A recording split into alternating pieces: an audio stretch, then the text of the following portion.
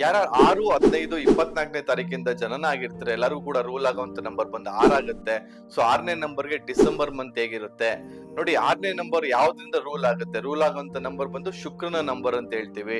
ಶುಕ್ರನ್ಗೆ 2024 8ನೇ number, ಶನಿಯ ತತ್ವ. So ಎಲ್ಲೋ ಒಂದು ಕಡೆ ಪ್ರೋಗ್ರೆಸ್ ನ ನೋಡಿದ್ರಿ. ಆಮೇಲೆ ಈ 13 ಈ ಬಂದ್ಬಿಟ್ಟು 3ನೇ ನಂಬರ್ ಇಂದ ಗವನ್ ಆಗುತ್ತೆ. ಈ 3 ಆಗ್ಲಿ 6 ಆಗ್ಲಿ 9 ಆಗ್ಲಿ ಇವೆಲ್ಲವೂ ಕೂಡ ಒಂದೇ ಫ್ಯಾಮಿಲಿಗೆ ಸೇರಿರುವಂತದ್ದು.